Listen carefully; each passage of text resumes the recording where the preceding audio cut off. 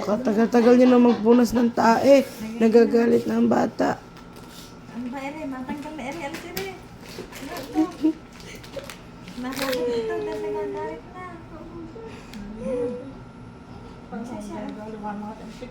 Taas na taas na eh. Nabakli na ng binti eh. Kabitaw ka naman. Yan. Dagasan na medyas. Puting-puti. Hindi ka daw pati sa Ba't ba iniinay ko ano eh? Akin na ano? Dayat na rin. Sa medyas. Teka muna, sumunod niyo muna nila. Baka tumaas pa. Nabali na ang balakang. Galit na. Hindi naman. Yan, sinidaw. Hanggang sasalita na. Ere, Ayan.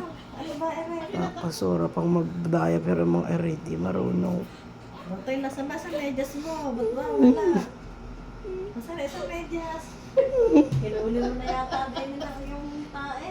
Hindi naman yan. Nahulog lang sa gilid. Ayan. Gagalit na. Teka nga naman. Ayan na, oh. Oo, saan ko?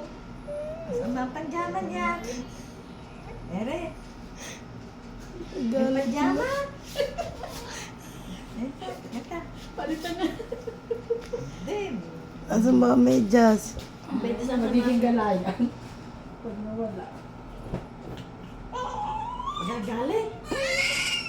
Ayan. Siya. Kasura naman kayo eh. Tutulog nga naman eh. Wait nga lang naman. Maganda ka naman yung pinaanahan. Pagka nga naman natin yun, mahirap tanggalin. Nakita niyo ba? Hindi. Andyan lang ang medyas sa tagiliran. Hinubad ni nanay kanina eh. Teka, Andyan sa kahigaan niya. Nakababa na ang ulo ng kabumaba. bukbal ka na dyan, buputoy.